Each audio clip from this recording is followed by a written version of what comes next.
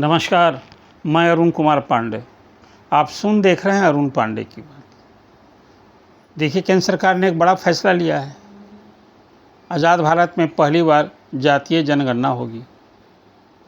अभी तो जनगणना नहीं हुई ना। 2021 में जो जनगणना होनी थी, हर 10 साल पर जनगणना होती है। अब वो कोरोना के कारण टल गया था। और इस बीच में चर्चा पहले भी मैंने आपसे की कि जनगणना को लेकर सियासत हो रही थी। और ख़ासकर 2014 में नरेंद्र मोदी को सत्ता में आने के बाद 3 बार तो लोकसभा में उन्हें कामयाबी मिलती रही चुनाव में। और पिछले चुनाव में विपक्ष ने इस जातीय जनगणना को एक बड़ा राजनीतिक हथियार के रूप में इस्तेमाल किया। इसका कुछ हद तक नुकसान भी खासकर यूपी में ज़्यादा ही हुआ बीजेपी को। और बीजेपी नाकुर नुकुर कर रही थी। यूँ कहिए कि कल केंद्रीय कैबिनेट ने जो फैसला लिया जातीय जनगणना कराने का, कि हम जो जनगणना होगी इसके साथ जातीय जनगणना भी कराएंगे, एक तरह से यू टर्न भी कह सकते हैं। इसलिए कि अब तक तो प्रधानमंत्री और भाजपा के नेता कहते रहे थे कि ये तो जातिवादी सोच का प्रतिफल है, ये समाज में जातिवादी जहर घोलने की बात है। कभी उसको अर्बन नक्सली की सोच बताई जा रही थी, इसको समाज को बांटने वाला बताया जा रहा था, राजनीतिक फ़ायदे की बात की जा रही थी। कुल मिलाकर बीजेपी के नेता हमला बोल रहे थे, चाहे बिहार में लालू प्रसाद पर, चाहे वहाँ अखिलेश यादव पर। खैर, ये बात तो अब सब बीते दिनों की हो गई। एक फैसला ले लिया केंद्र सरकार ने कि नहीं, हम भी राजनीतिक रूप से कभी पिछड़ों के हिमायती रहे हैं, खुद भी पिछड़े हैं, तो राजनीतिक इस फैसले के तहत अब जातीय जनगणना होगी। मैं तो मानता हूं कि नरेंद्र मोदी ने पासा ही पलट लिया है, विपक्ष का राजनीतिक हथियार छीन लिया है। पिछले 3 चुनावों में जब सफलता नहीं मिली तो एक बड़ा हथियार नरेंद्र मोदी की सरकार के खिलाफ विपक्ष बना रहा था। अब अभी इसी साल विधानसभा के चुनाव होने हैं बिहार में। यहाँ पहले ही जातीय सर्वे कराया गया, जो नीतीश कुमार इसका श्रेय लिया करते थे कि आज़ाद भारत में पहली बार 500 करोड़ खर्च करके यहाँ जातीय सर्वे कराया गया। इसी तरह का सर्वे तेलंगाना में भी हुआ और कर्नाटक में भी हुआ है। अब जातीय जनगणना से किसे फ़ायदा होगा? ये राजनीतिक फ़ायदे की बात कर रहा हूँ। ये सचमुच जातीय जनगणना है क्या, या जनगणना है क्या, आंकड़ा है? सभी आंकड़े जब जुटाए जाते हैं प्रत्येक 10 साल पर, तो उसके आधार पर सरकार की नीतियां बनती हैं, योजनाएं बनती हैं। और 1951 से तो पिछड़े ओबीसी का भले ही जातीय गणना नहीं हो रही थी, अनुसूचित जाति और जनजाति की तो गणना होती ही रही थी।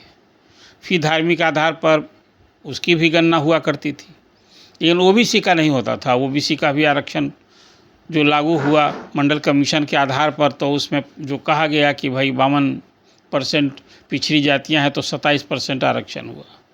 और 1931 में जो जनगणना हुई थी, मोटा मोटी उसी को आधार बनाकर अब तक की सब कुछ एक समझ बनी थी। लेकिन राजनीति में जब जाति एक सच्चाई हो गई और जात के आधार पर मतदाताओं की गोलबंदी, कैंडिडेट का चयन, और उसी के आधार पर हार जीत होते रहे। खासकर हिंदी हार्टलैंड में तो इसका बड़ा असर देखा, बिहार यूपी में तो कुछ ज़्यादा ही है। अभी निर्णय के बाद तो अखिलेश यादव ने कहा कि भाई ये पीडीए की जीत है, पिछड़ा दलित अल्पसंख्यक जो वो सामाजिक समीकरण से लड़ाई लड़ते रहे हैं, ये उसकी जीत है। उनकी लड़ाई का ही प्रतिफल है दबाव का कि केंद्र सरकार ने माना। और इसी तरह से बिहार में लालू प्रसाद तेजस्वी यादव ने भी कहा कि भाई तो हम 3 दशक से ही मांग कर रहे थे, तो हमारे दबाव में ही सही ये डिसीजन लिया।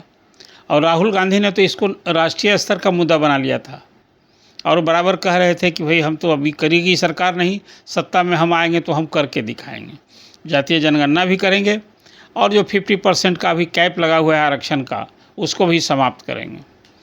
और जाति की आबादी के हिसाब से उनकी राजनीतिक हिस्सेदारी या नौकरी में, सेवा में हिस्सेदारी की बात होगी।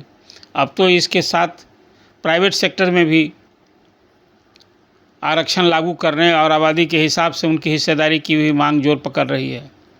और लगे हाथ अब मैं देखा कि कई विपक्षी दलों ने कहा है कि भाई संसद और लोकसभा में भी विभिन्न जाति की जो आबादी है उसके आधार पर आरक्षण लागू हो, ये भी हमारी मांग होगी।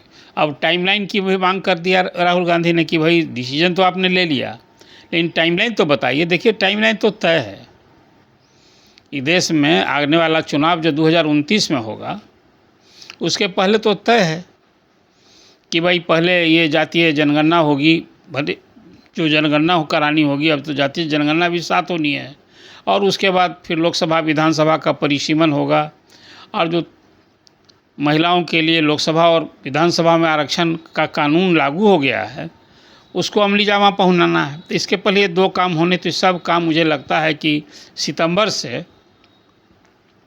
जनगणना का ये काम शुरू होने वाला है, और साल भर तो कम से कम लगेगा। तो 26 के अंत तक जनगणना पूरी होगी, और फिर उस लगे हाथ तब फिर परिसीमन का काम होगा 27 तक। 29 के पहले ये तो तीनों काम हो जाना है, दोनों काम हो जाना है।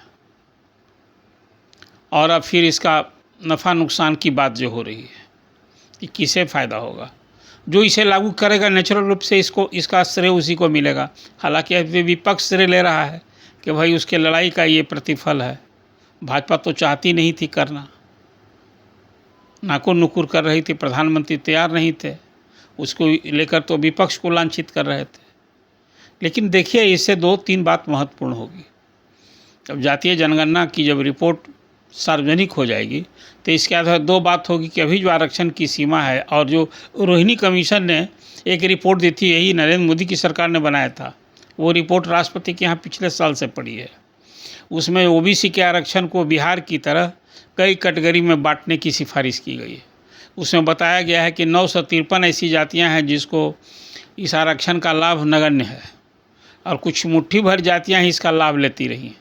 जैसे सुप्रीम कोर्ट का आज फैसला अभी हाल में आया था, उसमें भी था ना कि जो अनुसूचित जाति जनजातियां में कुछ ही जाति समूह है, 4, 5, 6 जो आरक्षण का लाभ ले रही है, अधिक लाभ ली है। और तो जातियां उसमें भी तो कोटा विदिन कोटा की बात की थी। हालांकि इसका विरोध हुआ और प्रधानमंत्री ने कहा कि नहीं फ़िलहाल अभी इसमें कुछ नहीं करेंगे। तो जब जातीय जनगणना की रिपोर्ट आएगी तो 2-3 महत्वपूर्ण बात मुझे लगता है कि बदलाव की मांग जोर पकड़ेगी। एक तो ये कि जो कम आबादी है जिनकी, जो पीट चुके हैं, और जो कुछ ज़्यादा आबादी वाली जातियाँ हैं, जो अब तक चाहे राजनीतिक लाभ कहिए या नौकरी में हिस्सेदारी में लाभ, उनको उसमें कटौती करनी होगी, राजनीतिक हिस्सेदारी भी देनी होगी, ये भी मांग जोर पकड़ेगी।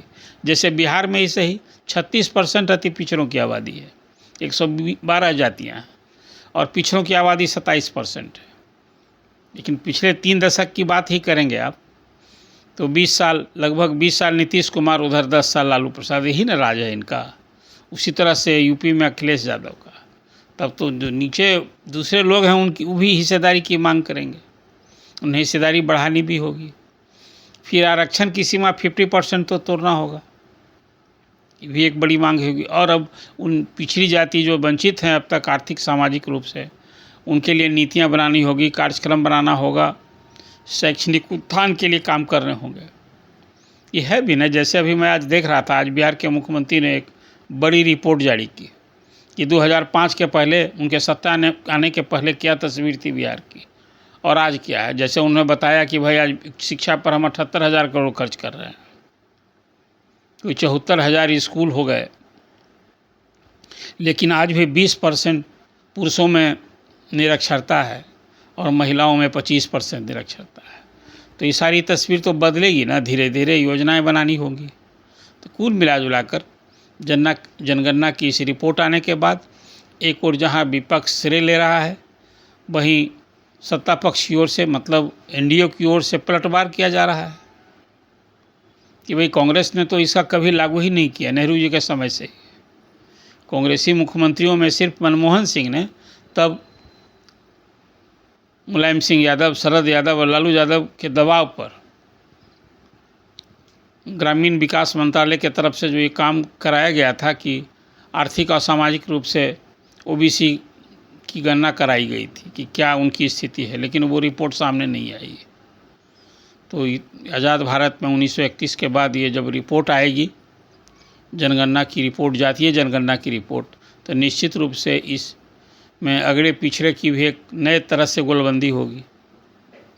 अब जो कम आबादी वाली जातियां हैं ओबीसी में, पिछड़ी जातियों में, उनकी अगड़ों की भी गोलबंदी हो सकती है, इसलिए कि हिस्सेदारी तो अब घटेगी। जो पिछड़ी जाति में ज़्यादा आबादी वाले जो लोग हैं उन अभी तक तो हिस्सेदारी लाभ, उसी तरह से दलितों में भी जो नीतीश कुमार ने दलित और महादलित का एक ग्रुप नया बना करके यहाँ भरसक अपनी पैठ बनाने की कोशिश की थी, और बिहार में उसी तरह से पिछड़ा और अति पिछड़ा।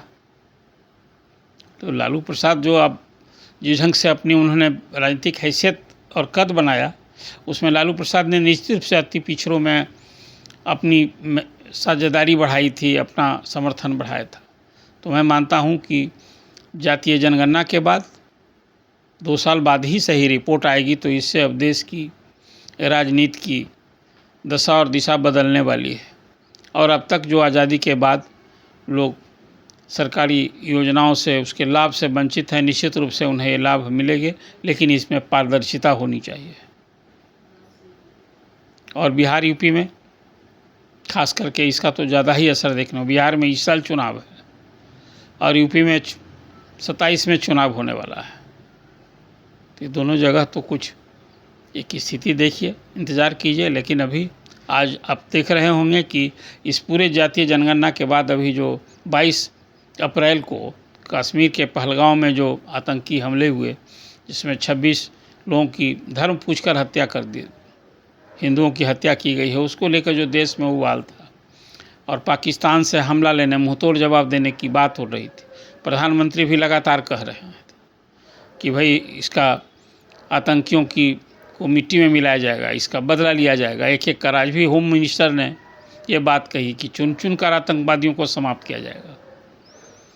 लेकिन जातीय गणना की रिपोर्ट मुझे लगता है भविष्य की राजनीति के लिए, इंडिया ने एक सोची समझी राजनीति के तहत ये फैसला लिया है, जो आने वाले दिन में विपक्ष से निश्चित रूप से एक हथियार छीन लिया है, अभी राजनीतिक हथियार, और पासा बदलने की भरसक कोशिश की है। और रोहिणी आयोग की जब सिफारिश लागू की जाएगी राष्ट्रीय स्तर पर, वो एक अलग झटका होगा, जो खासकर जातिवाद की राजनीति, ओबीसी की राजनीति करने वाली पार्टियां हैं। एक नई गोलबंदी होगी। तो दोनों ओर से बार पलटवार और ये राजनीति तो चलती रहेगी। इसी को तो कहते हैं लोकतंत्र की खूबसूरती। तो कुल मिला जुला कर अभी जातीय जनगणना को लेकर जो श्रेय लेने की होड़ मची है और इसको लेकर जो बार पलटवार शुरू हुआ है, इस संबंध में चर्चा की और इसके क्या प्रभाव होंगे इसकी चर्चा की। आपसे भी सवाल है कि जातीय गणना के संबंध में जो बातें अभी हो रही हैं, जो मैंने चर्चा की है, आप क्या सोचते हैं? आप भी अपनी टिप्पणी दीजिए, अपना कमेंट कीजिए और अरुण पांडे की बात सब्सक्राइब कीजिए। धन्यवाद। अगर आपको ये खबर अच्छी लगी तो चैनल को सब्सक्राइब करना नहीं भूलें और बेल आइकन जरूर दबाएं।